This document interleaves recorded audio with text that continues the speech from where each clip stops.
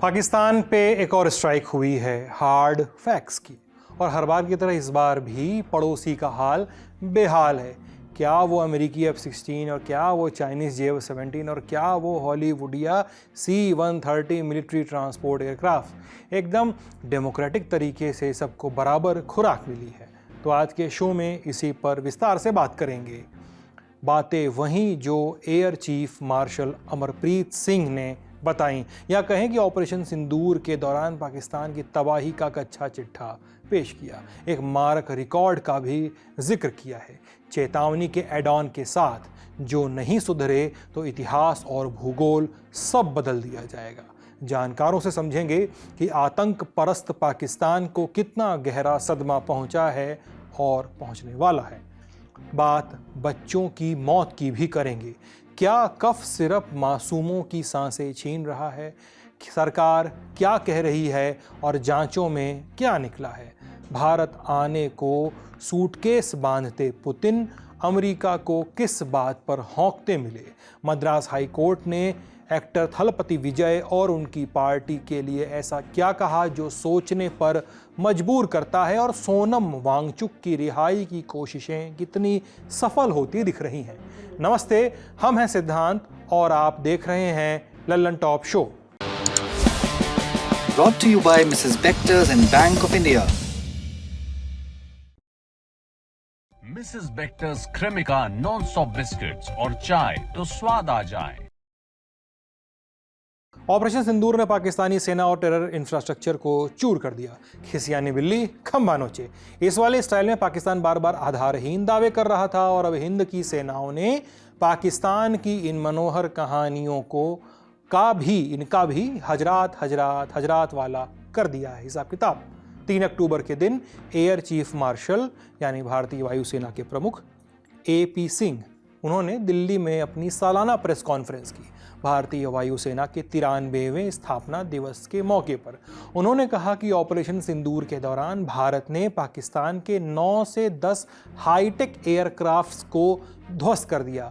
इनमें शामिल है 4 से 5 F-16 और JF-17, एक AWACS और एक C-130 हरक्यूलिस, उसका भी नंबर इसमें आया है। As far as offensive action is concerned, the indigenously developed weapons, the indigenously integrated weapons were used. Long-range weapons were used with good precision, and pan front, about 1,200 kilometers of border front, and deep inside enemy territory up to almost 200 plus kilometers inside.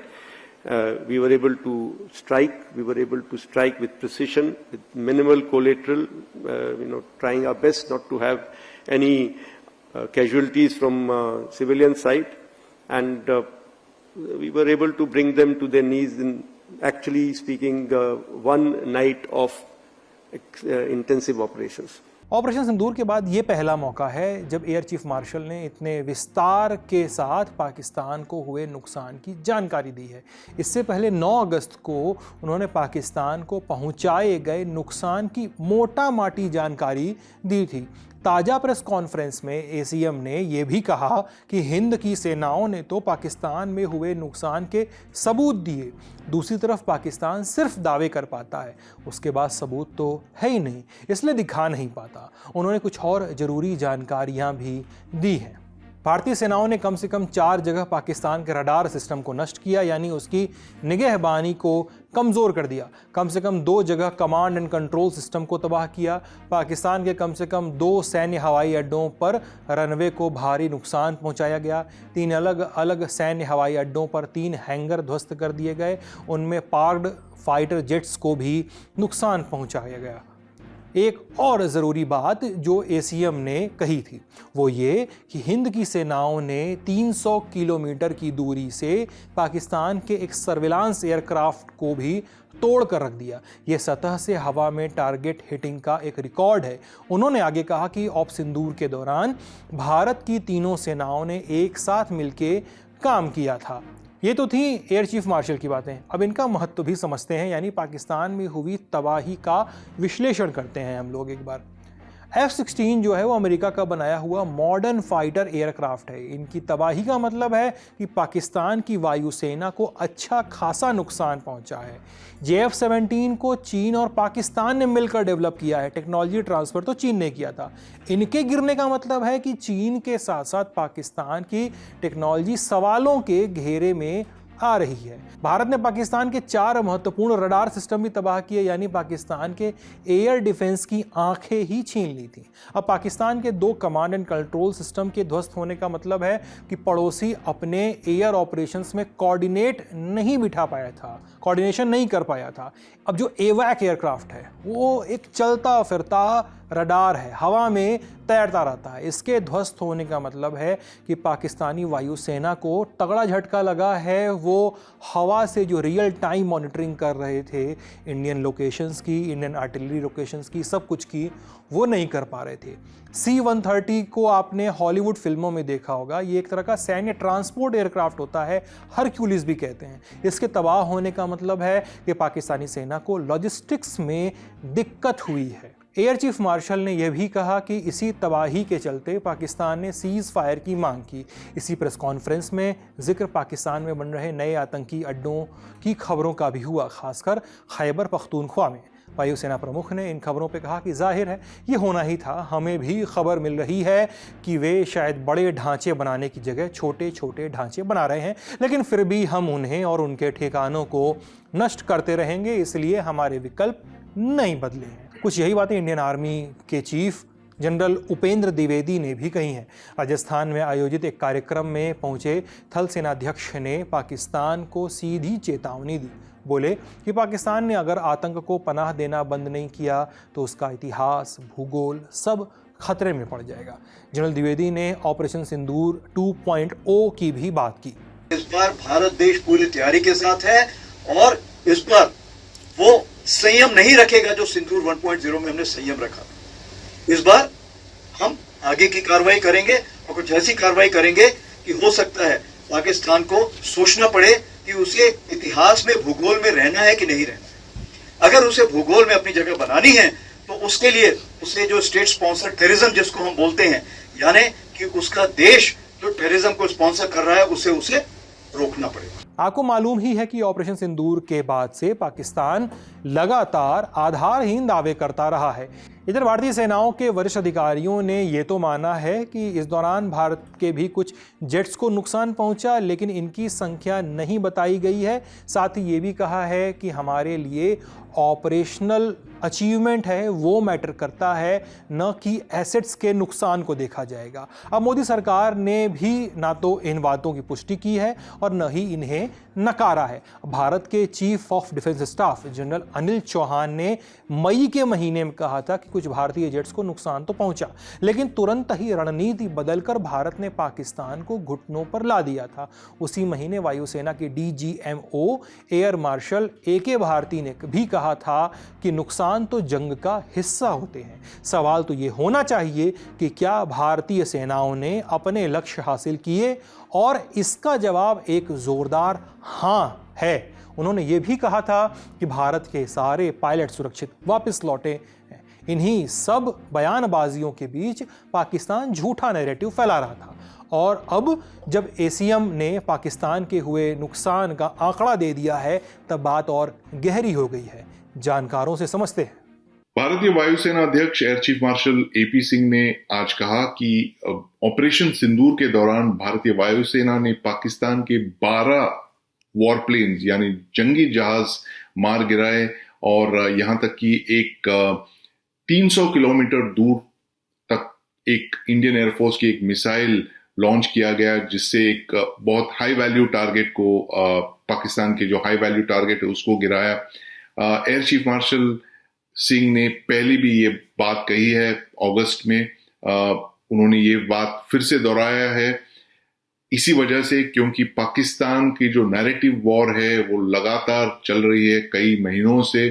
Pakistan ने जो पहले दिन पे कुछ भारत के जो वायु सेना के जो एयरक्राफ्ट उन्होंने गिराए, जो कि भारत ने भी माना है, कुछ जहाज गिरे थे, पायलट्स को कुछ नुकसान नहीं पहुंचा है, वो लगातार इस नैरेटिव को बनाते जा रही है। इसीलिए आज जो इस महीने जो भारतीय वायुसेना की जो 94 वर्षगांठ है, 93rd उनकी जो एनिवर्सरी है, उस दौरान भारतीय वायुसेना के चीफ ने आज फिर से ये बात को दोहराया है किस तरह से इंडियन एयरफोर्स ने एक बहुत ही सक्षम कार्य को अंजाम किया ऑपरेशन सिंदूर के द्वारा।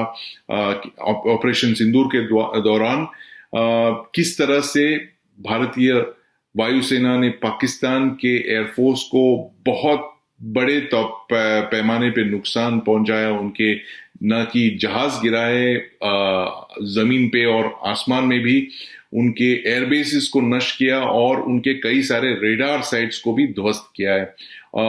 इस बात के बाद अब कोई शक की कोई गुंजाइश नहीं है कि ऑपरेशन सिंदूर में पाकिस्तान को किस तरह की नुकसान पहुंचाया है। ये था पूरा सूरत हाल। आगे जो भी अपडेट्स होंगे हम आप तक लेकर जरूर आएंगे। अब अगली बड़ी खबर की बारी। क्या कफ सिरप पीने से किसी की मौत हो सकती है? देश के 2 राज्यों मध्य प्रदेश और राजस्थान में ये सवाल चर्चा में है। दोनों राज्यों में बीते 1 महीने में हुई 11 बच्चों की मौत को कफ सिरप से जोड़ा जा रहा है। हालांकि मामले में केंद्रीय स्वास्थ्य मंत्रालय ने जांच रिपोर्ट पेश कर दी है, जिसमें कहा गया कि खांसी की दवाई में खतरनाक तत्व माने डाइथिलीन ग्लाइकॉल DEG और एथिलीन ग्लाइकॉल EG ये मौजूद नहीं है, यानी शुरुआती आरोप सही साबित नहीं हुए। जानते हैं कि मामला पूरा क्या है। पहले बात मध्य प्रदेश की। यहाँ के छिंदवाड़ा जिले की परासिया तहसील में 7 सितंबर से अब तक कुल 9 बच्चों की मौत हो चुकी है। सर्दी, खांसी, जुकाम होने पर बच्चों को कफ सिरप दी गई। आरोप है कि उसी कफ सिरप को पीने के बाद बच्चों की किडनी फेल हो गई। लगातार हो रही मौतों से मामला चर्चा में आया। जांच के लिए कलेक्टर ने मीटिंग बुलाई। मीडिया रिपोर्ट्स के मुताबिक मीटिंग में पता चला कि कुछ माता पिता अपने बच्चों का इलाज झोला छाप डॉक्टरों से करवा रहे थे, जिनकी सुझाई दवाइयों से स्थिति बिगड़ गई। कलेक्टर ने ऐसे झोला छाप डॉक्टरों के खिलाफ सख्त कार्रवाई के निर्देश दिए हैं। रिपोर्ट बताती है कि 9 में से 5 बच्चों ने कोल्ड्रिफ और 1 बच्चे ने नेक्स्ट्रो इन नाम के सिरप का सेवन किया था। प्रशासन ने इन दोनों सिरप के इस्तेमाल पर पूरी तरह से बैन लगा दिया है। मामले की जांच चल रही है। ठोस वजहें भी तलाशी जा रही हैं। दवाइयों से लेकर पानी तक की जांच हो रही है। तलाशा जा रहा है कि मौतों के पीछे मच्छर तो नहीं थे। मध्य प्रदेश के स्वास्थ्य मंत्री राजेंद्र शुक्ला का बयान आया। वो बोले कि 12 दवाइयों के सैंपल भेजे गए थे, 3 की रिपोर्ट निगेटिव आई है। हालांकि सभी सैंपल्स की रिपोर्ट आने के बाद ही मामला साफ होगा। क्या सिरप बैन होता तो कभी भी मार्केट में नहीं आता, लेकिन कभी कभी दवाइयों के लॉट में कोई ऐसे दवाई जिसके कारण इस प्रकार की परेशानी आती है, ये जब तक उसकी जांच की रिपोर्ट नहीं आ जाती तब तक अभी कहना संभव नहीं है। 2 दिन पहले जो बात हुई थी वो 3 दवाइयों के बारे में बात हुई कि जिसके सैंपल की रिपोर्ट आ चुके थे और ये कंफर्म हो गया था कि इन दवाइयों के कारण मौत नहीं हो सकती है। वहीं राजस्थान में कफ सिरप पीने के बाद 2 बच्चों की मौत हो गई, एक सीकर में और दूसरी भरतपुर में। सीकर जिले के खोरी ब्राह्मणन गांव में 5 साल का नित्यांश सर्दी खांसी से परेशान था। उनकी मम्मी उन्हें CHC ले गई, community health centre. India today की रिपोर्ट के मुताबिक CHC में उसे मुख्यमंत्री मुफ्त दवा योजना के तहत डेक्स्ट्रोमेथॉर्फन हाइड्रोब्रोमाइड DXM सिरप को प्रेस्क्राइब किया गया और ये दिया गया। 27 सितंबर की रात 11:30 बजे उसे सिरप पिलाया गया। कुछ घंटों बाद यानी भोर में करीब 3:30 बजे उसे हिचकी आनी शुरू हुई। सुबह वो नहीं उठा। हॉस्पिटल में डॉक्टरों ने उसे मृत घोषित कर दिया था। इसी तरह भरतपुर के लुहासा गांव में 2 साल के तीर्थराज की भी कफ सिरप पीने से मौत हुई, ऐसा कहा जा रहा है। उनके पिता निहाल सिंह ने बताया कि 23 सितंबर को उनके दोनों बच्चों ने खांसी जुकाम की शिकायत की, जिसके बाद उन्हें CHC ले जाया गया। मीडिया रिपोर्ट्स के मुताबिक वहां डॉक्टर्स ने दवाइयों के साथ खांसी की सिरप लिखी थी।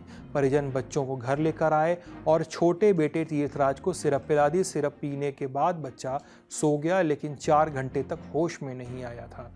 इसके बाद उसे ज़िला अस्पताल ले जाया गया। वहां से भरतपुर अस्पताल में रेफ़र कर दिया गया। हालत में सुधार नहीं होने पे 24 सितंबर की शाम उसे जयपुर के JK लोन हॉस्पिटल रेफ़र कर दिया गया, जहां 27 सितंबर की सुबह उसकी भी मौत हो गई थी। एक और मामला भरतपुर के ही कलसाड़ा गांव से भी आया। यहाँ 3 साल के गगन को भी DXM सिरप दिया गया था। कुछ घंटों में वो बेहोश हो गया, उसकी हार्ट बीट स्लो हो गई। अभी वो जयपुर के जेके लोन हॉस्पिटल में वेंटिलेटर पे है। उसकी हालत नाजुक बताई जा रही है। कफ सिरप से मौत पर राजस्थान स्वास्थ्य विभाग का बयान आया है। उन्होंने कहा है कि भरतपुर और सीकर में दोनों बच्चों की मौत राज्य की निःशुल्क दवा योजना के तहत दिए गए कफ सिरप के कारण नहीं हुई थी। उनका ऐसा कहना है। जन स्वास्थ्य निदेशक रवि प्रकाश शर्मा बोले कि जांच रिपोर्ट से साफ है कि दोनों ही मामलों में बच्चों को डॉक्टर की सलाह के बिना घर पर ही सिरप दिया गया था। उन्होंने प्रोटोकॉल का हवाला देते हुए कहा कि बच्चों को DXM दवा नहीं दी जाती है। राजस्थान सरकार ने इस सिरप के बैच पर भी रोक लगा दी है। स्वास्थ्य मंत्री गजेंद्र सिंह ने मामले की जांच के आदेश दे दिए हैं। इसके अलावा Rajasthan medical services corporation RMSC को 28-29 सितंबर को शिकायतें मिली। सिरप के बैच नंबर KL25/147 और KL25/148 इनको जयपुर की के सन्स फार्मा ने बनाए थे। इन पर भी सवाल उठे हैं। RMSC ने इन बैचेस की सप्लाई पर रोक लगा दी है। 3 सदस्यों की जांच कमेटी बनाई है।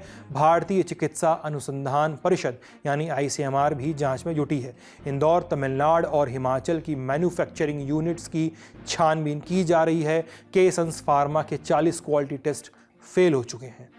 इन सब के बीच राजस्थान में एक सरकारी डॉक्टर ने कफ सिरप की शिकायत सुनकर खुद इसका टेस्ट किया। कहा कि सेफ है। मीडिया रिपोर्ट्स के मुताबिक कफ सिरप लेने के बाद वो भी बीमार पड़ गए। 8 घंटे बाद वे अपनी कार में बेहोश मिले। उन्हें हॉस्पिटल में एडमिट कराया गया। 2 दिन बाद वो डिस्चार्ज हो सके। आखिर बच्चों की मौत का कारण क्या है, ये तो पारदर्शी तरीके से ठोस जांच के बाद पता चलेगा। Director general of health services यानी DGHS ने सभी राज्यों को एडवाइजरी जारी की है। बच्चों को सिरप देने से पहले डॉक्टर की सलाह और सही खुराक पर जोर दिया गया है। हेल्थ एक्सपर्ट्स भी ऐसी ही चिंताएं जता रहे हैं। बच्चों की तबीयत खराब होने पर क्या करें, इसको लेकर भी कुछ सुझाव दे रहे हैं। मसलन बिना प्रिस्क्रिप्शन के बच्चों को दवाई न दें। सर्दी खांसी होने पर बच्चों को तुरंत नज़दीकी सरकारी अस्पताल लेकर जाएं। झोला छाप डॉक्टरों से इलाज बिल्कुल भी न करवाएं। हर 6 घंटे में ध्यान रखें कि बच्चा पेशाब पास कर रहा है या नहीं। यदि नहीं तो तुरंत डॉक्टर को दिखाएं। उल्टी या सुस्ती की स्थिति में देर न करें और तत्काल चिकित्सक के पास जाएं। बच्चों को अधिक से अधिक पानी पिलाएं। यदि बुखार 2 दिन से अधिक बना रहता है, 2 दिन से ज़्यादा समय तक बना रहता है, तो तुरंत इलाज करवाएं। अब सवाल हैं और चिंताएं जो हमारे हिस्से हैं। भारत में तमाम किस्म के डॉक्टरों की भरमार है। एक बार काम आई दवा महीनों तक इस्तेमाल की जाती है। ऐसे में सर्दी खांसी के इलाज के लिए तो कई बार लोग डॉक्टर्स के पास तक नहीं जाते। अपेक्षाकृत कम खतरनाक माने जाने वाली बीमारियों की दवा पर जब ऐसे सवाल उठते हैं तो डर बढ़ना लाजिम है, क्योंकि अगर समस्या दवाई में है तो खतरे का स्केल बहुत बड़ा हो जाता है। उम्मीद है कि जनादेश के नाम पर सरकार चला रहे लोग इस ओर थोड़ा ध्यान देंगे। फिलहाल सुर्खियां। लद्दाख के एक्टिविस्ट सोनम वांगचुक की रिहाई की कोशिशें तेज हो रही हैं। उनकी पत्नी गीतांजलि जेंगमो ने सुप्रीम कोर्ट में हैबियस कॉर्पस यानी बंदी प्रत्यक्षीकरण याचिका लगाई है। मानी होते हैं कि गिरफ्तार किए गए शख्स को पेश करने की मांग। भारतीय संविधान के अनुच्छेद 32 और 226 में इसकी व्यवस्था की गई है। थोड़ा और ब्रेकडाउन कर देते हैं आपके लिए। हैबियस कॉर्पस लैटिन भाषा से आए शब्द है, मतलब शरीर को सामने लाओ। यानी अगर ये लगता है कि किसी व्यक्ति को गैर कानूनी ढंग से गिरफ्तार किया गया है या हिरासत में रखा गया है तो हैबियस कॉर्पस के तहत अदालत उस शख्स को तुरंत अपने सामने पेश करने का आदेश दे सकती है। आदेश के बाद पुलिस को पूरी जानकारी कोर्ट के सामने रखनी होती है। गीतांजलि ने एक एक्स पोस्ट में लिखा है, आज 1 हफ्ता हो गया है, अभी भी मुझे सोनम की सेहत, उनकी हालत और उनकी नज़रबंदी की वजहों के बारे में कोई जानकारी नहीं है। उन्हें तुरंत रिहा किया जाना चाहिए। उन्होंने एक आरोप भी लगाया है, यही कि दिल्ली में हर जगह उनका पीछा किया जा रहा है। तो एक तरफ तो सोनम से मिलने नहीं दिया जा रहा, उनकी मेडिसिन देना, उनकी प्रोटेक्शन, उनकी वेलबींग का ना मुझे कुछ पता है ना किसी को कुछ पता है। कोई और भी जोधपुर में जब उनको मिलने गए तो मिलने नहीं दिया। तो एक तरफ से उनको डिटेन किया जा रहा है इतने इनह्यूमन वे से, और सेकेंडली हमारे ऊपर विच हंटिंग और जोर कर दी गई है। जब कुछ पेपर्स में नहीं मिला CBI और IT डिपार्टमेंट और वो सबको, तो अभी फिजिकली हमारे स्टाफ को ले जाके उनको फिजिकली और मेंटली टॉर्चर किया जा रहा है, जो बिल्कुल भी सही नहीं है। आपको मालूम है कि लद्दाख में 24 सितंबर को हिंसक विरोध प्रदर्शन हुए थे। बैकग्राउंड में थी पूर्ण राज्य के दर्जे की मांग और छठी अनुसूची को लागू कराए जाने की मांग, जिसके बाद सोनम वांगचुक के नेतृत्व में बैठे प्रदर्शनकारियों पर बीजेपी ऑफिस में आग लगाने के आरोप लगे। सुरक्षा बलों की गाड़ी को भी नुकसान पहुंचाया गया। इस हिंसा में 4 लोगों की मौत हुई थी, 60 लोग जख्मी हुए थे। मोदी सरकार ने इसके लिए सोनम वांगचुक के भाषणों को जिम्मेदार माना था, जिसके बाद उन्हें राष्ट्रीय सुरक्षा कानून NSA के तहत अरेस्ट कर लिया गया था। जानकारी के मुताबिक सोनम को अभी जोधपुर की जेल में रखा गया है। विपक्षी नेता लगातार उनकी रिहाई की मांग कर रहे हैं। अगली सुर्खी, रूस के राष्ट्रपति व्लादिमीर पुतिन ने भारत पर लगे अमेरिकी टैरिफ की तीखी आलोचना की है। कहा है कि भारत झुकेगा नहीं और प्रधानमंत्री मोदी कभी भी ऐसा फैसला नहीं लेंगे जो भारत की संप्रभुता के खिलाफ हो। साथ ही उन्होंने अमेरिका को वार्निंग भी दी है, यही कि अगर रूस के ट्रेड पार्टनर्स पर इस तरह के टैरिफ लगाए गए तो इसका असर पूरी दुनिया पे पड़ेगा। खासकर जो एनर्जी प्रोडक्ट्स हैं उनकी कीमतें बहुत बढ़ जाएंगी, जिसके चलते अमेरिका के फेडरल रिजर्व बैंक को ब्याज दरें बढ़ानी होंगी और इससे अमेरिका की ही अर्थव्यवस्था धीमी पड़ जाएगी। रूसी प्रेसिडेंट ने कहा कि अगर भारत रूस से तेल खरीदना बंद करेगा तो उसे 9 से 10 अरब डॉलर का नुकसान होगा, यानी करीब 88,000 करोड़ रुपए। और फिर अंतर्राष्ट्रीय तेल की कीमतें प्रति बैरल $100 से भी ऊपर चली जाएंगी। पुतिन ने कुछ और बातें भी कही हैं, मसलन भारत रूस से बड़े पैमाने पर तेल खरीदता है, रूस के साथ भारत का व्यापार घाटा है, भारत के हित में इसे पाटा जा सके इसके लिए रूस और ज़्यादा दवाइयाँ और कृषि उत्पाद भारत से खरीदे, ऐसे आदेश पुतिन ने दिए हैं। अमेरिका पर तंज भी कसा है, बोला है कि अमेरिका भारत पर रूस से एनर्जी प्रोडक्ट्स ना खरीदने का दबाव डालता है, लेकिन खुद रूस से वो यूरेनियम खरीद रहा है। यही बात भारत भी कह रहा है। 27 अगस्त को जब भारत पर पेनल्टी वाला एक एक्स्ट्रा 25% का अमेरिकी टैरिफ लागू हुआ तो विदेश मंत्रालय ने साफ शब्दों में इसकी आलोचना की थी। कहा था कि रूस से तेल खरीदने के लिए खुद अमेरिका ने ही कहा था। यूरोपियन कंट्रीज़ भी रूस से अपनी ज़रूरत के ऊर्जा प्रोडक्ट्स ले रहे हैं, भारत भी अपने हितों के लिए ऐसा करता रहेगा। बाकी खबर तो ये भी है कि दिसंबर के पहले हफ्ते में, आगामी दिसंबर के पहले हफ्ते में व्लादिमीर पुतिन इंडिया आने वाले हैं। अगली सुर्खी पे चलते हैं। 27 सितंबर तमिलनाडु के करूर में भगदड़ हुई। एक्टर विजय की पॉलिटिकल रैली में 41 लोगों की मौत हुई। अब इसमें मद्रास हाई कोर्ट से आज एक आदेश आया है। हाई कोर्ट ने कहा है SIT का गठन करें और जांच करें। ये आदेश ऐसे समय पे आया है जब तमिलनाडु की स्टालिन सरकार ने विजय को छोड़ TVK के अन्य शीर्ष नेताओं पे मुकदमा दर्ज किया है, उनके समर्थकों पे मुकदमा दर्ज किया है, लेकिन विजय पर नहीं किया है। विजय ने घटना के 3 दिन बाद एक वीडियो बयान जारी किया था और कहा था कि सरकार उन्हें निशाना न बनाए और निशाना बनाना ही है तो समर्थकों को छोड़ दे, सीधे विजय को निशाना बनाए, ऐसा विजय ने अपने वीडियो में कहा था। इसके बाद भी इस पूरे घटनाक्रम में एक्टर विजय पर कोई भी अभी तक कानूनी कार्रवाई नहीं हुई है। अपने वीडियो में एक्टर विजय ने CBI द्वारा जांच करवाने की भी मांग की थी। ललन टॉप शो खत्म करें उसके पहले 3 ज़रूरी सूचनाएं। पहली, सपा नेता, अब तक तो सपा में ही इसे सपा नेता कहेंगे, आजम खान अभी भी जेल से छूट के आए हैं, सांसद रहे, विधायक रहे। उनका एक इंटरव्यू ललन टॉप ने लिया है, ललन टॉप के पॉलिटिकल एडिटर पंकज झा ने।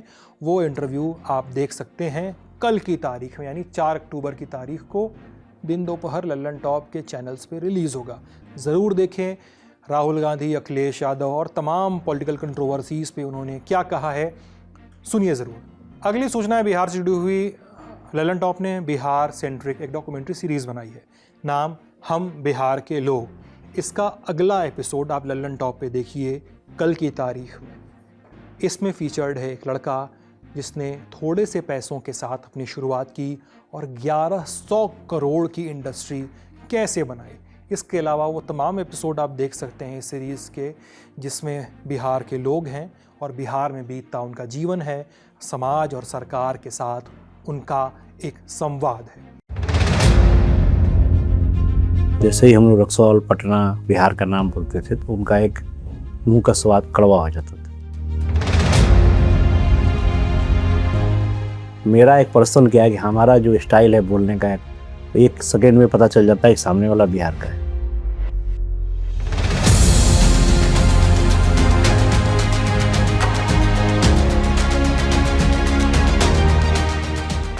लेकिन जो हमारा स्टाइल है, हमारा, उसको ओरिजिनलिटी कैसे छोड़ सकते हैं? भाई बिहारी तो हैं तो उसके बाद हमारे पास 1100 करोड़ का बैलेंस शीट भी तो है।